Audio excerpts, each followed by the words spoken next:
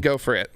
So I pressed the button. Okay, that's a relief. Now that's finally it's going right. We're live. We're live to the world. All right, finally. Apparently. Goodness gracious. Press the button. All right. I think I pressed the button. Yes, you did press the button. So, and Ryan pressed the button. Ryan did it. Ryan started the show today. So, we have kicked off this episode of Tomorrow by kicking it off in a country that doesn't recognize kickoffs.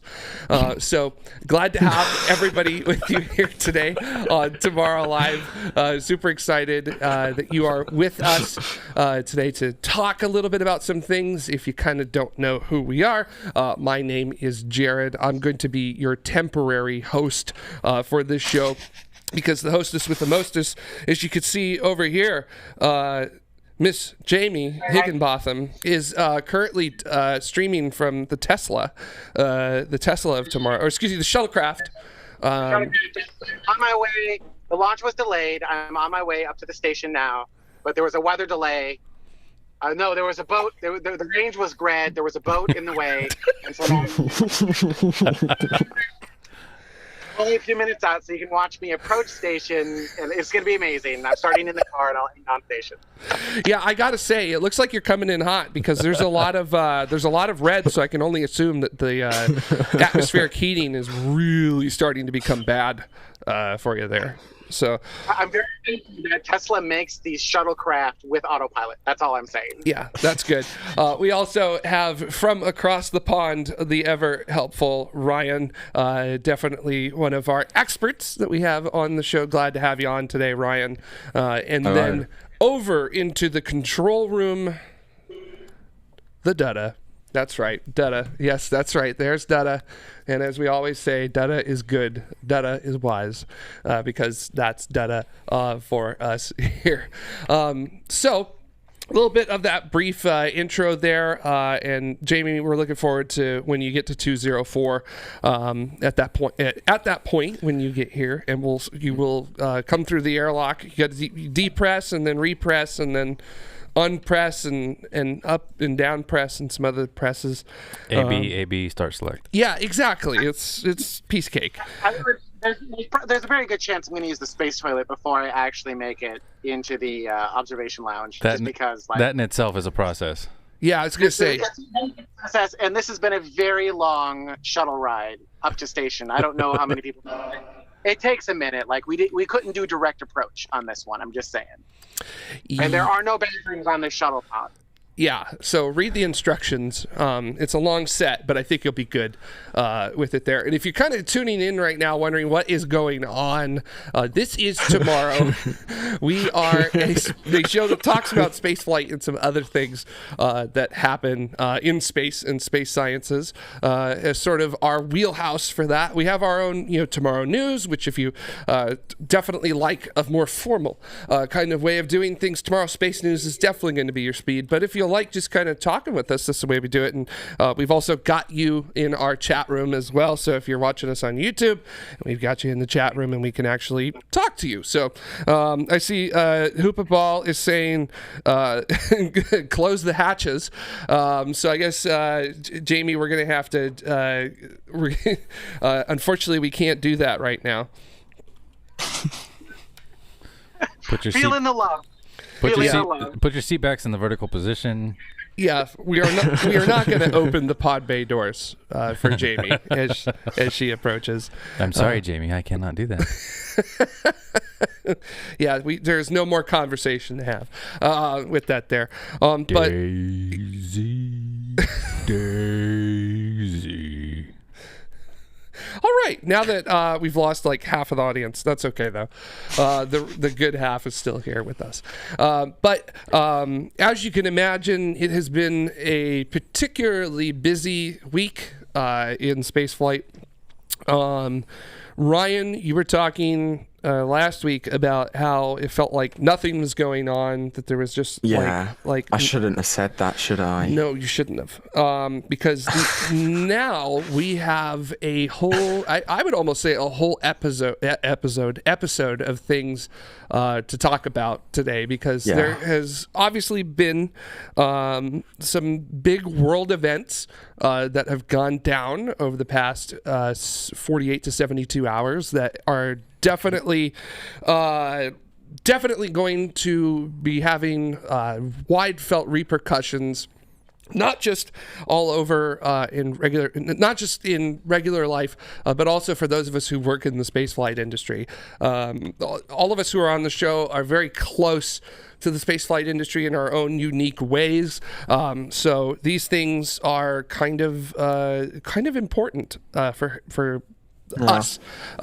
So with the focus of the invasion of Ukraine sort of on the spaceflight world, it's been a bit of a shock overall with that. I guess that's how I would describe it in terms of most things. The unthinkable now actually happening with that, and there are some things that have been coming with that, some not so great things, but also there are some things that were already in place, I guess I would already say, with that, and event, and kind of continuing it where it is. So here in the United States, we're kind of looking at the overall picture of what's going on with the spaceflight industry and the effect of the invasion of Ukraine here, and there are repercussions that are already happening, at least here in the United States. We've got sanctions that the United States has put forward. And of course, it's not just the United States that's doing that. There are a large number of countries and several groups, like the European Union, that are also throwing sanctions forward. But looking at it from a spaceflight perspective, there are sanctions that are going to be affecting the work that Russia is going to be able to do because of their invading of Ukraine. And our president here in the United States, Joe Biden, actually mentioned the space industry in Russia specifically yesterday in a speech that he gave overall about it. But also want to talk about too, Ryan, that over in on your side of the Atlantic, your country's also been talking about it as well. Yeah, so in Parliament on Thursday, there was a question asked or raised about the International Space Station, and I think Dada has the clip rolled up of what happened in the Commons. And yes, militarily, in order to ensure that that is the case, and that's what we're doing. Very good. The Prime Minister is right to have set out the most stringent possible set of sanctions against the government of Russia. Can he outline for the House what the implications will also be for cooperation at the International Space Station? I thank him. I thank him very much. We will have to see what further downstream effects there are on collaboration of all kinds. I must say that hitherto I have been broadly in favour of continuing artistic and scientific collaboration, but in the current circumstances, it's hard to see how even those can continue as normal. Sir John Hayes. Yeah, I think that's really important, that last bit right there. Even in the current circumstances, I find it hard to continue as normal. Yeah. It's a very unique circumstance now that we're in, that we haven't been in for a very, very long time, at least not in my lifetime. So it's you can see why he said it in that way, but it's also not that simple. There's a lot of things that go into. If you just talk about the International Space Station, there is so much that goes into that from so many different nations, so many different experiments, technology, and companies as well, based in different nations. You can't. It's not just Yeah, it's hard to explain. This is not a simple problem to solve. Yes, this is an immensely complex issue. There is not a straight and narrow path as to where a solution lay with something like this, especially if you're involved in spaceflight. It is just a bit of a mess in trying to figure things out with that. But yeah, it's pretty tough. So let's go ahead and throw it to another leader, President Biden, here from the United States, to hear what he had to say, because he actually did specifically mention aerospace and Russia's space program in his speech. So let's go ahead and take a listen. Putin is the aggressor. Putin chose this war. And now he and his country will bear the consequences. Today, I'm authorizing additional strong sanctions and new limitations on what can be exported to Russia. This is going to impose severe cost on the Russian economy, both immediately and over time. Between our actions and those of our allies and partners, we estimate that we'll cut off more than half of Russia's high-tech imports. It will strike a blow to their ability to continue to modernize their military. It'll degrade their aerospace industry, including their space program. It'll hurt their ability to build ships, reducing their ability to compete economically. And it will be a major hit to Putin's long-term strategic ambitions. Yeah, that's those are some strong words in terms of how the space industry will be affected overall. But it's strong words that are also very vague. Yes. Right. Like it's going to hurt these things, and he really kind of mentioned aerospace, right? Mm-hmm. So okay, yeah, like they probably will hurt aerospace, but what does that mean? Because we have a partnership between Roscosmos and NASA on the International Space Station.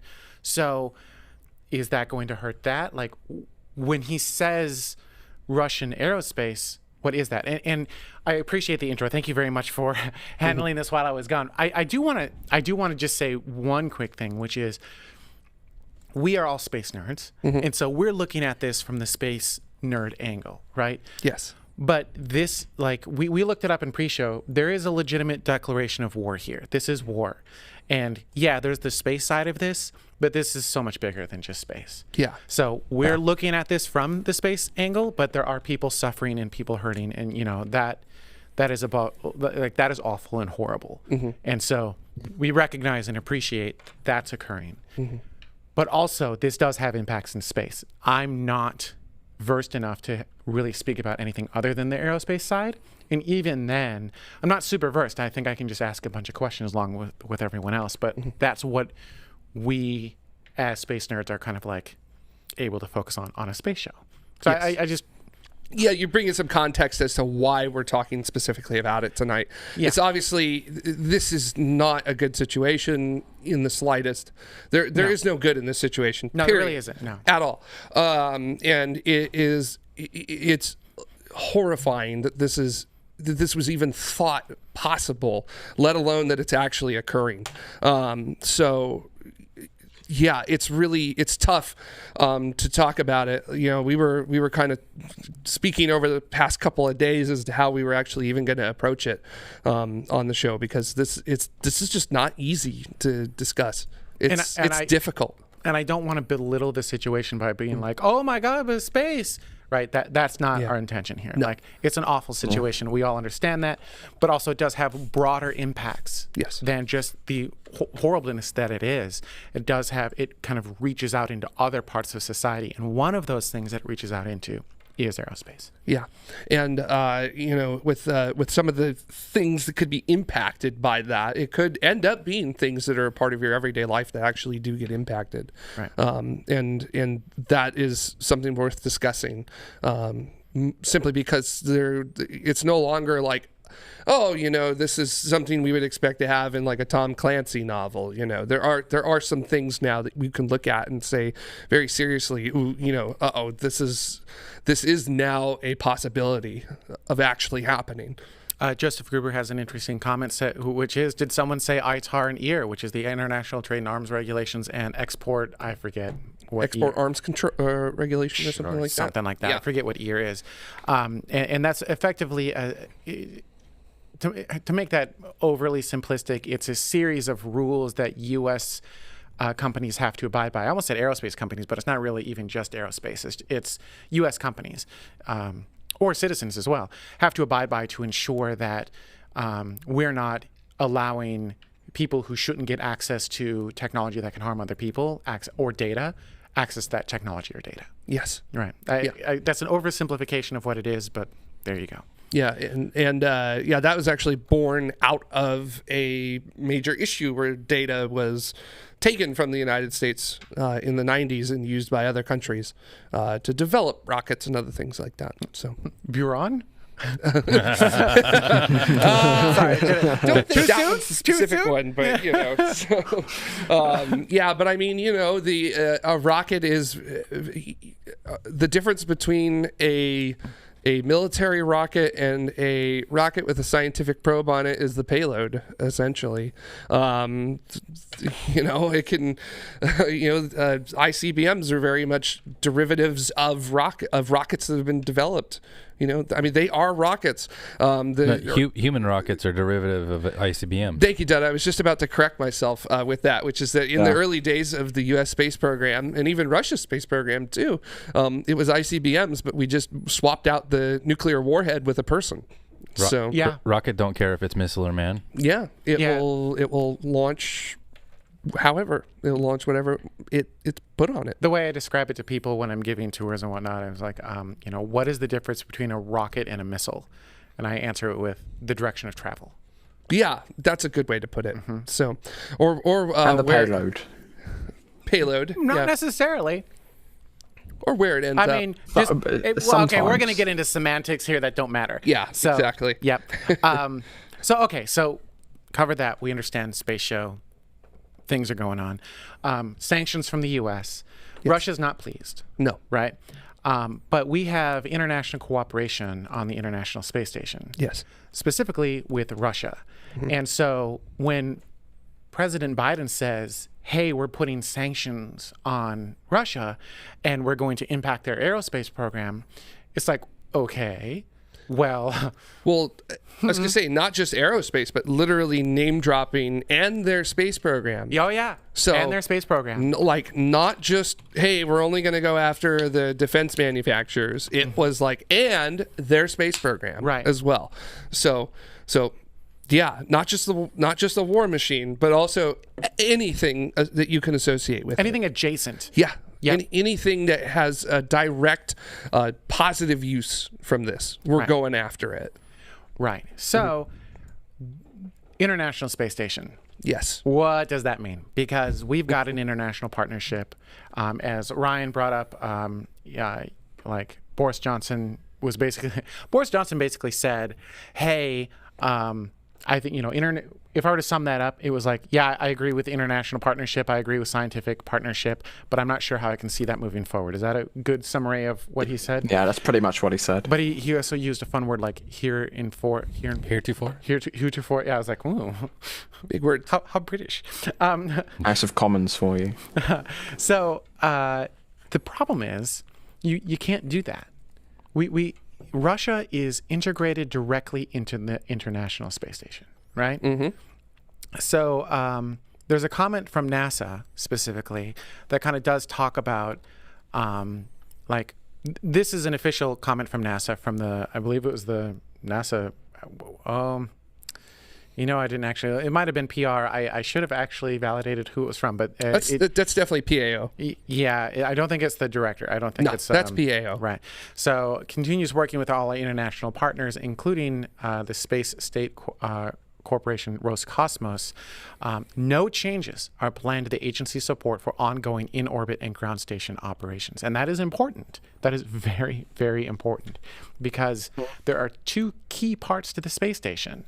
You've got kind of the propulsion, keeping it in orbit, and the power generation, keeping it powered and in orbit, right? Yes. Propulsion, Roscosmos, power, America, right? So this was on CNN. Astronaut Garrett Reisman said the Russian segment cannot function without the electricity on the American side, and the American side cannot function without the propulsion systems that are on the Russian side. So then you start looking on Twitter and you start going into the space community, and there are some clever okay, can we get around this? can we use Dragon and Cygnus? I was like, Soyuz. No. Can we use... Yeah. Defeats the point. Can you use Dragon and Cygnus to do station keeping, right? Because you need to boost... You need to keep... Station is... there's still drag with station. It's still kind of like slowly falling to Earth effectively. It's slowing down, which effective is bad, right? You need to speed it up and keep it in orbit. So those aren't solar panels, they're solar sails. They're solar sails. Yeah. They're big drag makers. They're solar drags. They're not solar paddle. Like you're not really sailing through anything. So can we do that? I mean, it's possible. Is it?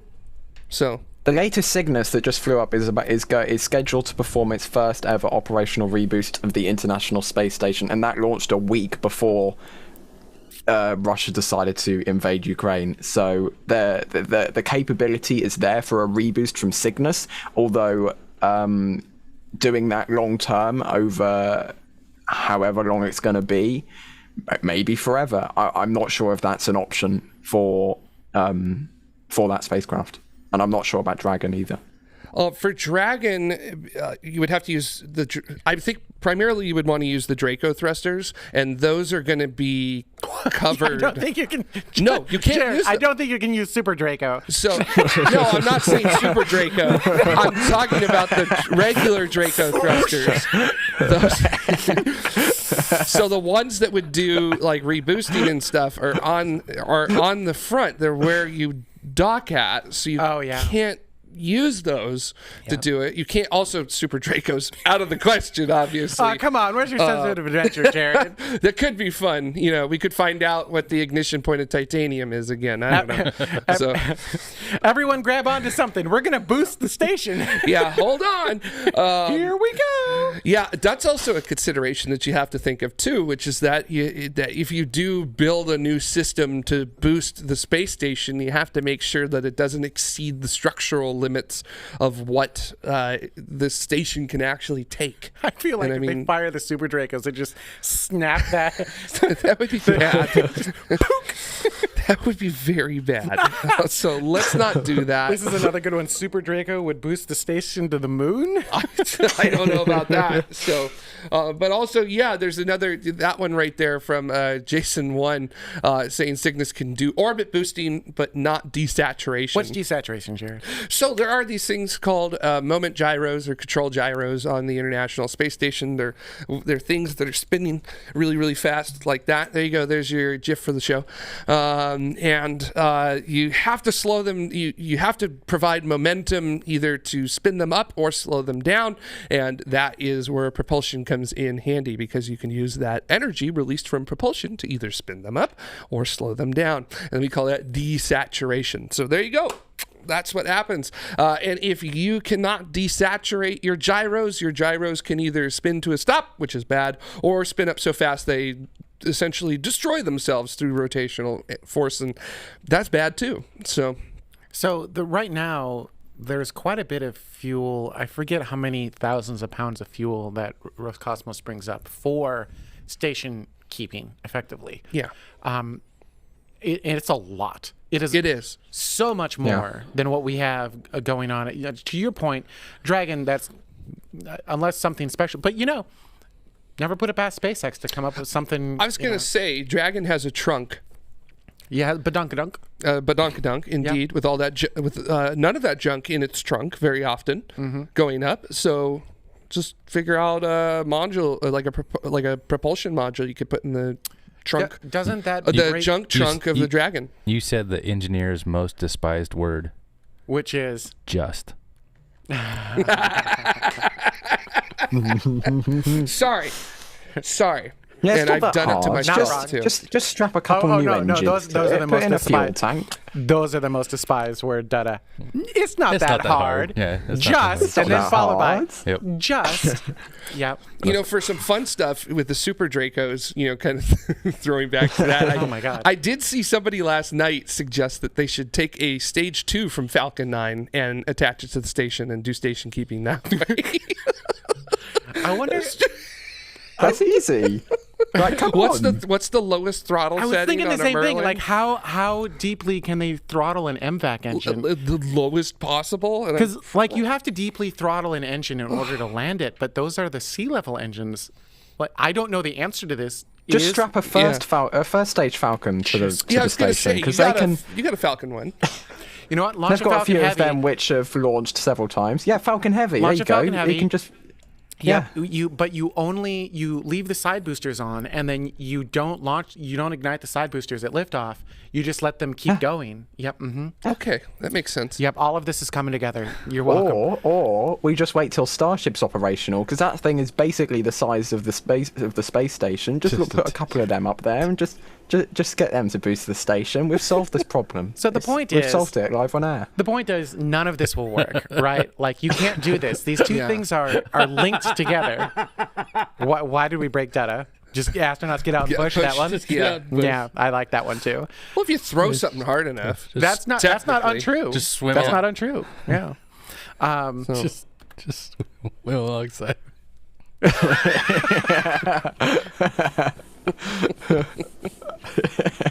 So nope. We do have to still have a partnership with Roscosmos in some way, because we need to do station keeping, or we need to abandon station. Yes, and that's I like.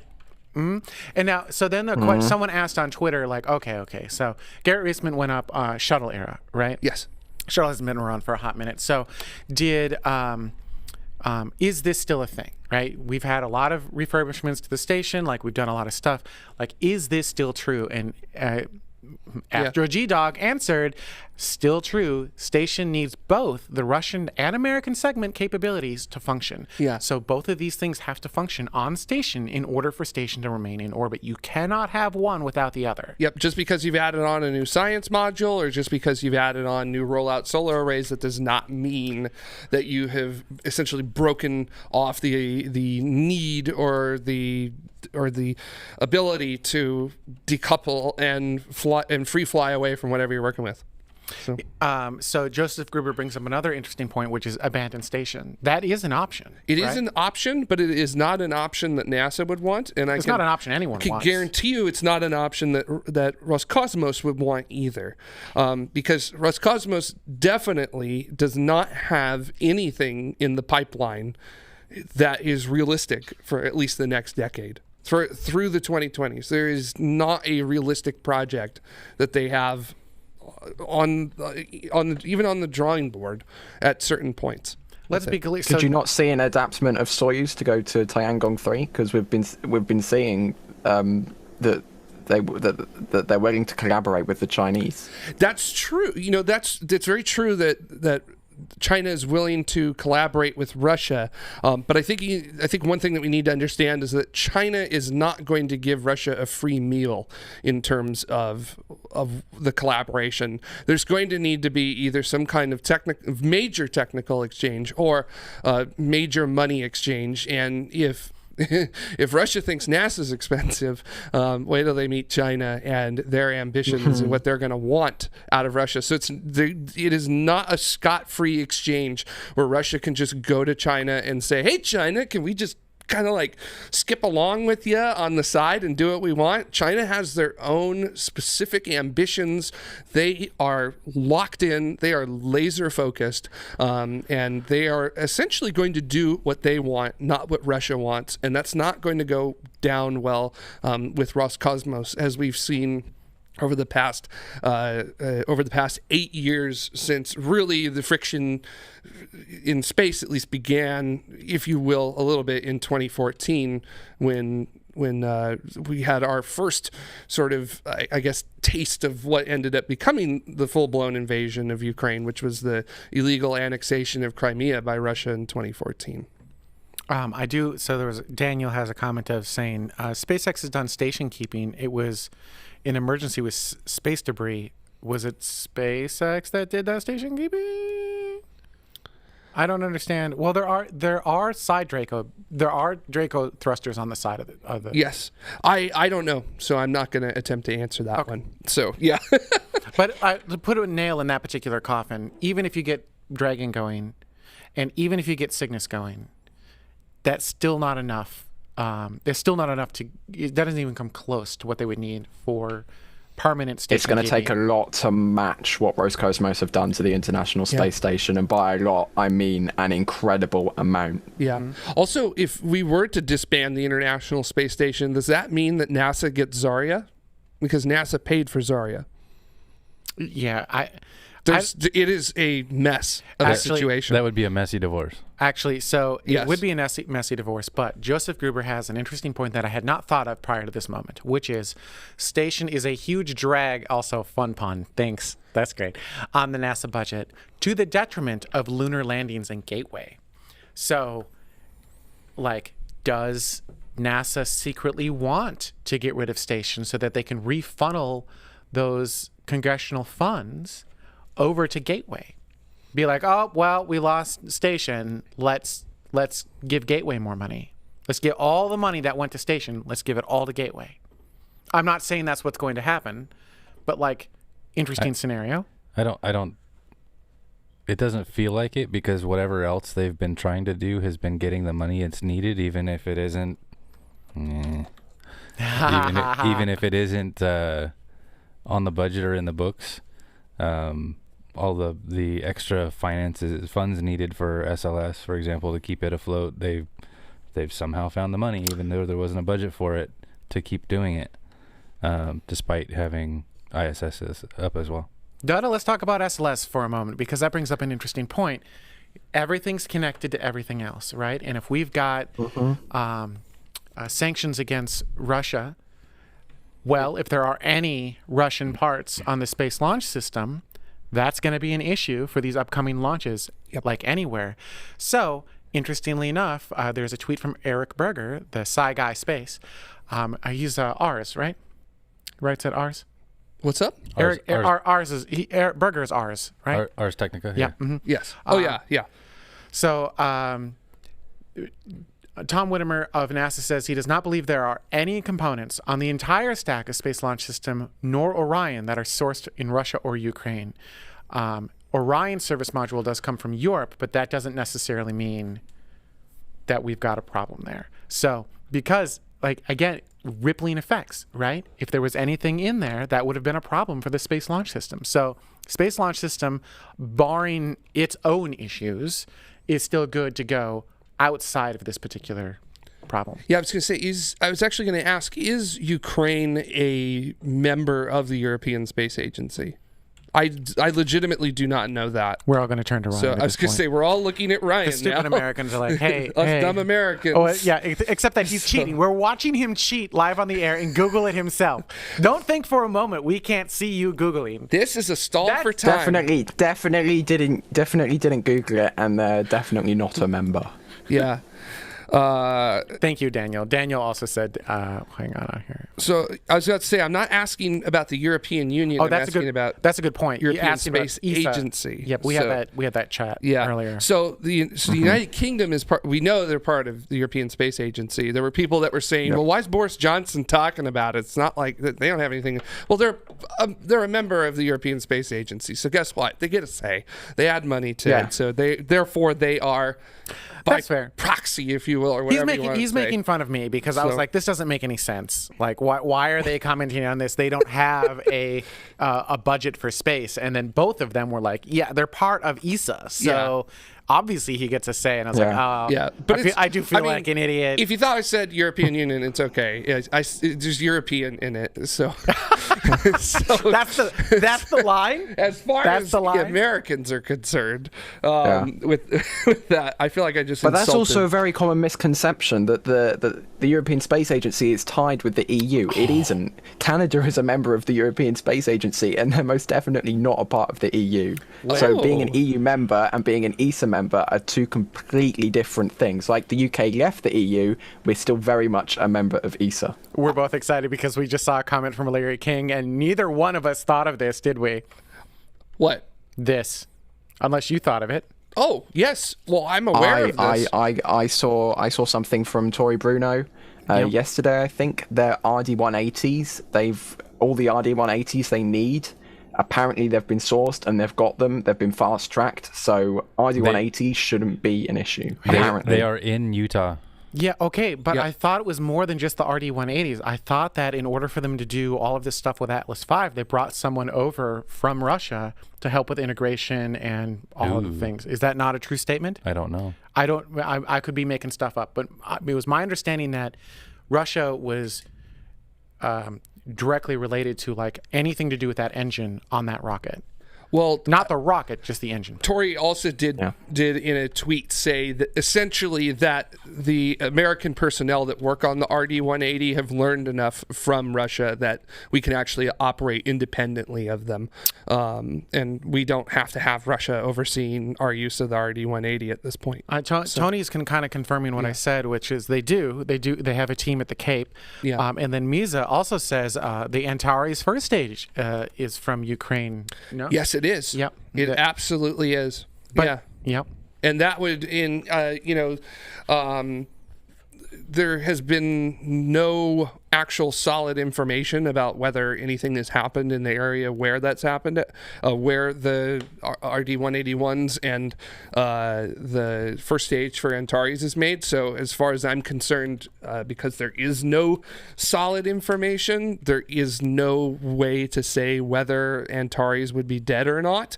But if you were to lose the capability to build Antares, from what I understand, they do have enough for 2 more missions on Antares for the Cygnus. But also Cygnus is capable of being able to be stuck on like a Falcon 9 with that as well. So It would need an adapter ring, right? You can't just stick it on top of a Falcon 9. It's not that difficult. You can just put it on there. There you It's go. not that Thank difficult. you. Thank you, Ryan. That's why we have you just here. stick it in I keep there. turning to look at Dutta just so I can see his skin crawl. Yeah. Yeah. My skin is crawling. I'm multitasking. Yeah. Oh, Mac, this is another really great question. What would this mean for the Space Adventure's private flights? Well, because are they exclusively on Soyuz? I would say yes. For Space Adventures, at least, the Axiom flights are on Dragons, on SpaceX Dragons. But Axiom's not Space Adventure, right? That's its own thing. No, they're not. So, yeah. That's an Great interesting question. That is a great question, Mac. I don't know. Yeah, here's another question I want to ask too, which is from Tony Shippick, which is how about Antonov aircraft, which many companies use for payload transport? That's very true. You'll often see the AN-124, the big 4-engined cargo jet from Antonov, often transporting payloads, and not just payloads around here in the United States. I mean, also down to French Guiana as well. And in fact, somebody, I lost it. Oh yeah, here we go. Alex Markovici saying OneWeb launching on Soyuz again soon. Are they? I don't know. Because isn't OneWeb a U.S. company? Yeah. Wouldn't that not be an export into Russia then, effectively? Because they're buying. Well, if you're launching from French Guiana, you're technically dealing with Europe, which but that's a Soyuz rocket. It is. And I believe, Oh, it's tricky. Oh no. Yeah. So again, what a mess. Mm-hmm. So that is not an AN-124. That's the big boy. Yeah, that's the. You want to take it to air just so people can see what we're looking at? Yeah, that's the AN-225. Everyone's looking at it like, what are you talking about? Yeah, we can see, we've got a screen where we can see what Dud is about to bring up, and we all looked over. I didn't know, but they were all like, no. That's the biggest one, but that is not the one I was talking about. So there you go. That's the one I was talking about. So many times. Yeah, it's little sibling. Well, not that, or smaller sibling. That's like It's not that little. almost C5 sized. Yeah. So one other thing that happened, in case you missed it, Dmitry, forgive me, I forgot his last name. Roganov? Rogozin. Roganov? I was, you know what? A little too much Marvel for me. I was just about to say, yikes. Come on, Jamie, get it together. Yeah, Dmitry was not pleased with sanctions and fired off a tweet storm. Oh, yeah. 7 different tweets. Now, please be aware that this is using Twitter's translate to English function. So some of this may be lost in translation, and I think that's important to note. Yes. Because, language nuances in language can change meaning. So I don't know. So first tweet, you can just tell that he's spicy, right? The next tweet, you can tell that he's spicy. Yeah. Do you want to ban all countries from launching their spacecraft on the most reliable Russian rockets in the world? Well, I mean, Russia has the only Russian rockets in the world, right? Per my last email. I mean, yeah, okay. So this is where things get even spicier. Do you want to destroy our cooperation on the International Space Station? And then he starts going into, avoidance of dangerous rendezvous with stuff in space. Okay, yeah, actually, we have already proven we can do that without the Russian stuff. But like, yeah, that's a point. That's a point to have. But is it the next one? Somewhere in here.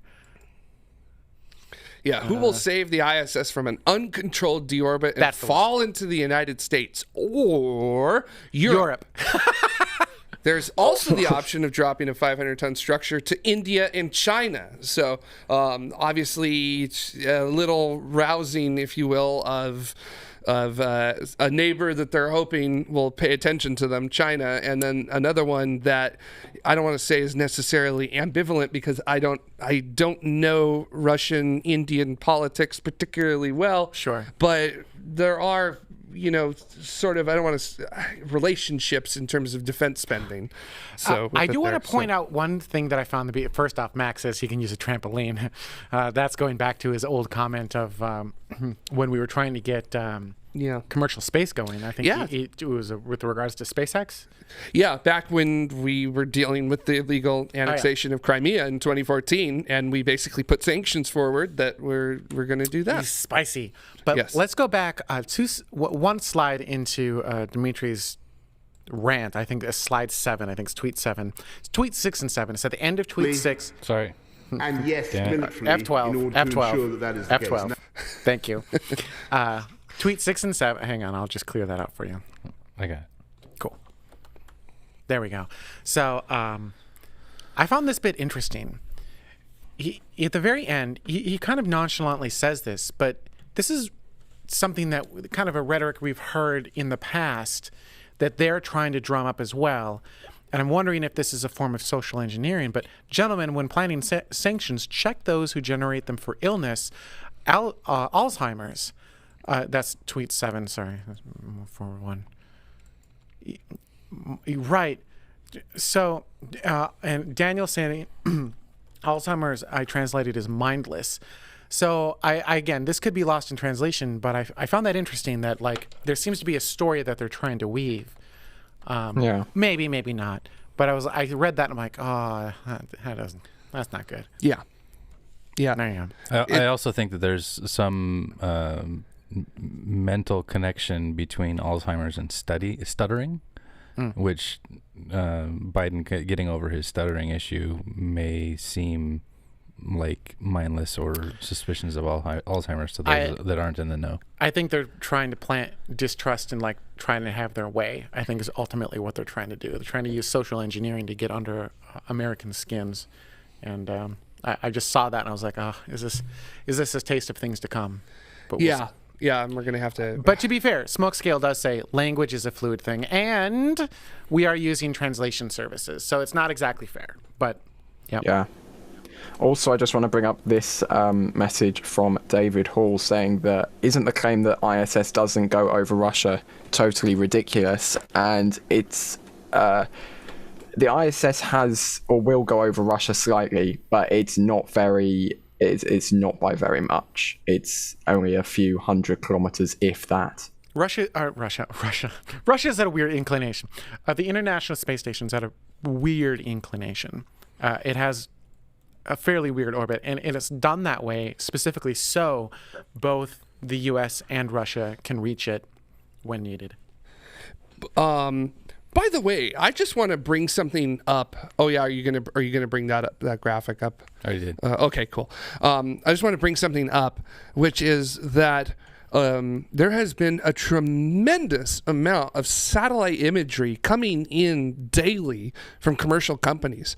Maxar, Planet, Black Sky, these companies that that have only just recently, if you will, in the history of spaceflight existed, are providing essentially evidence and proof of things that are occurring in Ukraine right now. And was there any doubt of that though?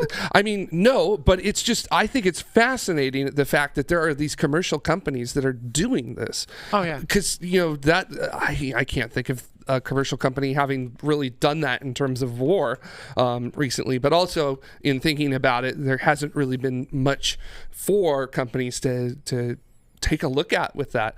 But I think it just goes to show the remote sensing and other things like that from small capable platforms is just as good as, and potentially maybe a little more versatile than what you could potentially get from actual, like old legacy providers of these images and other things like that. So, there you go.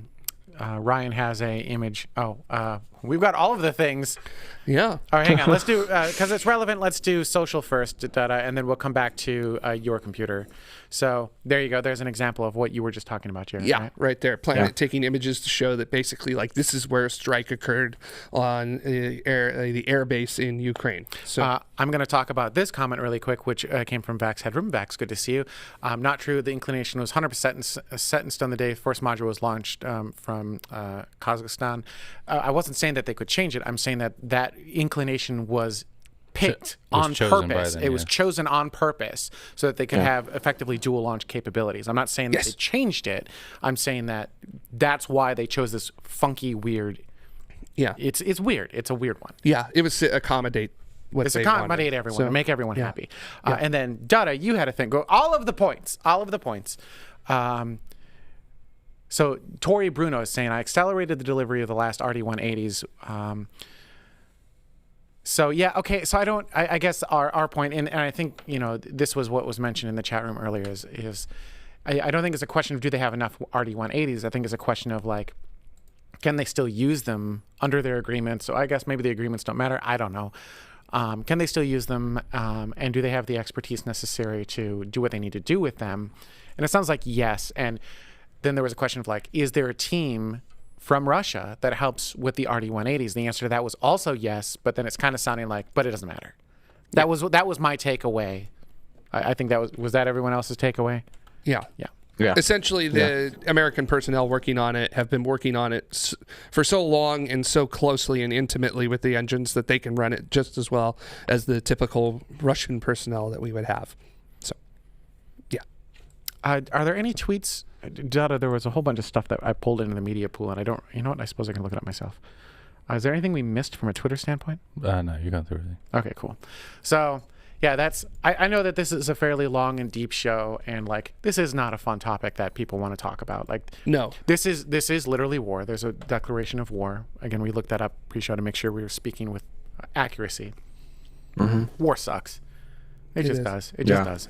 So this sucks, and it's a whole bunch of like mushy. This is still unfolding. We don't actually know what's happening, but I think the point of this is there's a whole lot going on that we don't necessarily know how it all relates to everything else. Like in the show, that's right, Dada.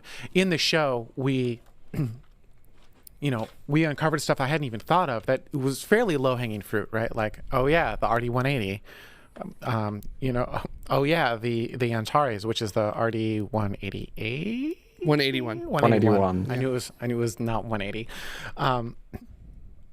All of these things that interact with other things, and how is that going to work? Can we launch Space Launch System? Does it have Russian parts on it? Like, what does all of this look like? And I think at this point the answer is we don't know. It's going to be messy for a while, and it's going to be weird in space. And there is a scenario that I don't think anyone wants where they get rid of space station. I think that's a very unlikely scenario. I think that's exceptionally unlikely. It sounds like that's, and it would be a big shame as well. It really would. Like we're just getting it. I say this, but that's not entirely true. But we've got a really good stride. We've got a really good system going on with station now.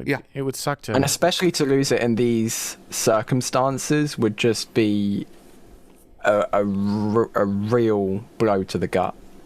Yeah.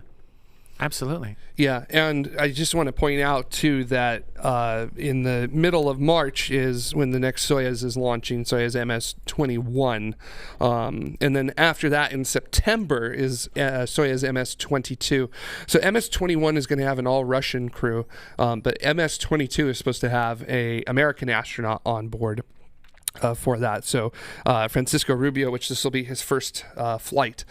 So I guess we're going to have to wait and see what happens. Well, with we have Van der Heij returning at the end of March, who is an American. So are they going to fly back on Soyuz to Kazakhstan, or are they just going to hold out in the International Space Station until some sort of arrangement can be brought up with Dragon to try and get him home on a Dragon, or if it takes this long, maybe even on a Starliner? We don't know how long these things are going to take and what the result of these things are going to be. But that's seeing what happens with Mark van der Heij is going to be our first opportunity to see directly how humans are going to be affected by what's happening in Ukraine. J. Michael says, getting rid of the station right now is a big PR spin trying to influence decision makers right now. So I'm wondering if you can go into a little bit more detail on your opinion on that. Like, is that us trying to do, is that NASA trying to do a PR spin? Like, where's that PR spin coming from? Where do you think that PR spin is coming from? Yeah, because I would imagine... It feels like Rogozin's lever he's trying to pull. Yeah, but why would he want to get rid of station? No, he's saying he would not want to get rid of station. He's saying that the U.S. doesn't want to get rid of it, and using that as leverage. Yeah. Against sanctions. Yeah, I guess just never underestimate the U.S. We're gonna sanction anyway. Well, I mean, yeah, sanctions, but then also, like, if we're like, no, this doesn't make sense. This is not a thing we're going to do. Then we won't do it. Yeah. That's kind of how it works. So, yeah, and I guess in looking at a lot of the tactics with this war so far, there is a lot of PR spin in terms of what Putin is specifically wanting out of things, wanting this good look, if you will. Sure. So I don't know if the International Space Station and losing it would be some sort of prestige lost in his eyes, because his eyes may not even be focused on that at the moment, or even for the foreseeable future with something like that. So it's all big. It's a bunch of big question marks, and I feel like most of these big question marks, we have them simply because it's so early into the conflict that we just don't know at this point. So Ryan, you touched on something that I think is interesting. Starliner's still not flying, but it will be soon. Well, hopefully it will be soon. Obviously, they had their problems on OFT1 with valves and stuff, and OFT2 was meant to fly last year, but that didn't happen because of more valve problems and just a whole bunch of stuff that's been happening with Starliner. But if that gets operational this year, when it gets operational this year, if it gets operational this year, it just depends how long this conflict is going to go out for. And it's not just if Russia pulled back their troops right now, this isn't going to end today. Right. This is going to go on for a long time. Yep. So it's not just that this isn't just going to be happening whilst Russia is in Ukraine. This is going to be happening after whatever happens next. This is going to be going on for a very, very long time.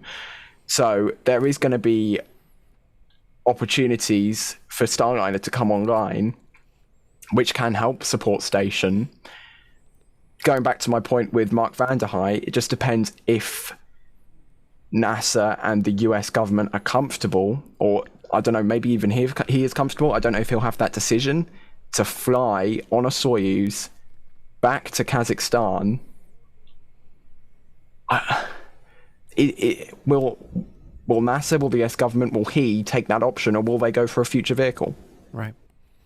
I also do want to point out that Starliner would absolutely have the capability to do reboost for the International Space Station. Would it have enough? If we add Starliner, Dragon, and Cygnus, is that enough? I think if you work the configurations correctly, you could potentially have enough if you were to separate the U.S. orbital segment and the Russian orbital segments. So I think you could. Hold up. But that's I'm sorry, Jared. Could you just go back into what you're proposing here one more time? So, but I mean, that's what I'm saying is that if you would want to do this, you would have to literally separate the two orbital components that are on board. I'm not saying that you should. Sure. But if Vax's comment at this point. Oh, jeez, right? Vax. No, Vax, no. I don't even know if that's worth joking about right now. God. Yikes. Yeah, but what a mess. It's a mess. So, okay, so this has been a deep and moderately thoughtful episode. Yeah. Right? Like, hopefully there's been some thought and some interesting conversation, like some stuff I hadn't thought of. I would like to end it not on this. So, as a fun surprise. Yeah, unless there's anything else you want to talk about on this topic. It's been a very depressing last couple of days, so I think we need something that will get us hating each other even more. So, space buoys. So, let's do this. How about, Jared, do you have a story or was there something that happened this last week that got you excited about space that wasn't related to anything here?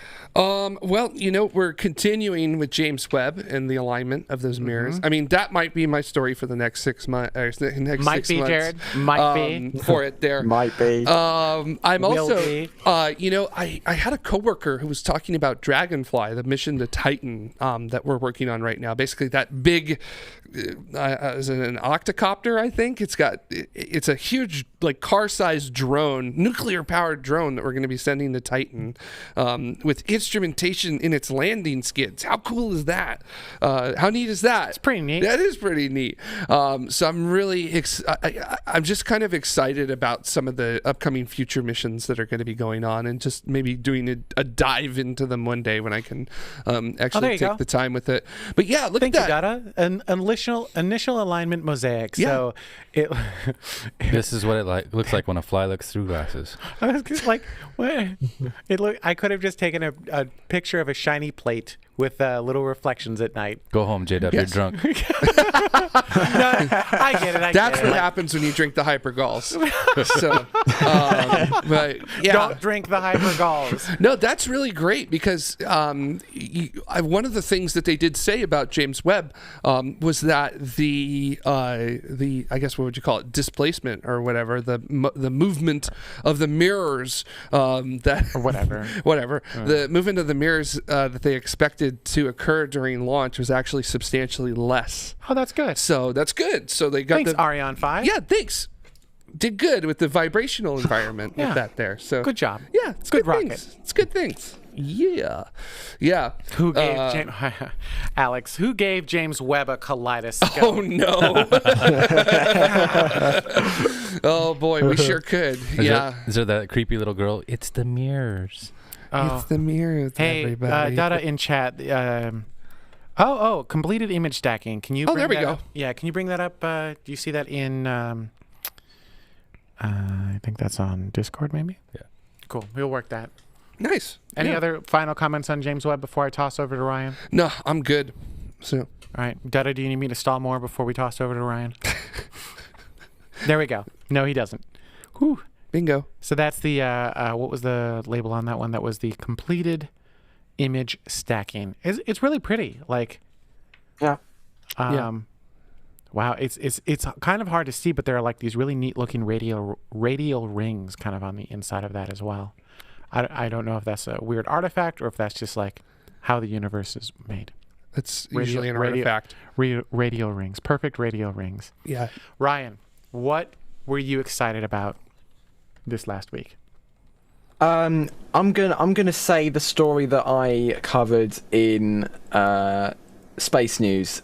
ESA actually looking at a proper human spaceflight program. Obviously, we don't know how that'll turn out, but to see, I'm from Europe. To see that is very exciting. What? What? Really? You Europe? didn't know? No. When but did to see that happen? But to see, my country pays money into ESA, and we're finally getting a proper human spaceflight program. That is just something. Well, hopefully, we'll be getting a proper human spaceflight program. It has to go through a whole lot of regulatory approval, but that is just something exciting That was exciting. That's a declaration personally affects me. That's a declaration of intent.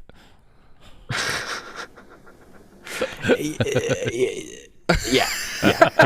Okay, so Alejandro says, hang on, let me call this up. Canada also pays for ESA, and it's not in Europe. Although someone brought up earlier in the chat, and I apologize, I think it's outside of my chat buffer, but United Kingdom pays like out of ESA's like $6 billion budget, like 1.9 billion of it. That's a good chunk, assuming that's true. Like, I didn't validate any of those numbers. How about I look up those that numbers? That would be great, right now. Jared. Thank you. So, but assuming that's true, like that's a good amount. Like, good on you. Good on you, it's Ryan. Good old honk of cash. Yes, it is. A large, big amount of cash. Loads of money. Crisp pound notes. All right, this is going to take a minute too. All right, Dada, I'm going to throw it to you. Actually, there we go. I'm going to say one thing that Jared did in the intro that I had never really done, and I think I did in the past, and then I forgot to do since we started the shows back up. You tossed to Dada in the very beginning. Yeah, I did. It was really nice. Yeah. I was like, Dada's there. He is there. We accepted his existence. We accepted his he doesn't like it when we accept. Here. He doesn't like to be on camera. He doesn't like. I really don't. He likes to be the puppet master behind the scenes. And I enjoy making it so he's not the puppet master. So the thing that I was excited about this week was putting Dada on camera and making the puppet master show his face. He is the great and powerful Wizard of Oz. Pay no attention to the man behind the console. Exactly. So now, because Jared, you brought him up in the beginning of the show, I'm going to bring him up at the end of the show. Dada, what were you excited about this week in space? I can't talk about it. Okay, what were you excited about in space that you can talk about? I don't know. I haven't paid any attention. I've been buried Heads in down? work. Yeah, heads down. I know that feel. I got deadlines. Fair enough. I've got aerospace deadlines, man. Aerospace deadlines. One of the things that I enjoyed is, can you bring up any one of the? Here we go. Budget. Thank you, Alex Physics. Lay budget. I'm trying to zoom in on this. Yeah. So what I can see is when that goes to so the UK is. UK is 9.1%, so they're not the largest. This says the UK is 9.1% of the 2022 budget. Hang on, who's the largest?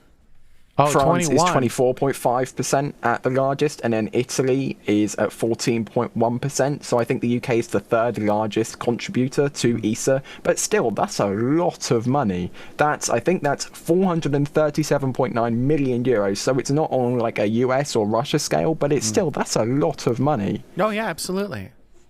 Wow. Yeah. Okay, so that's a bit.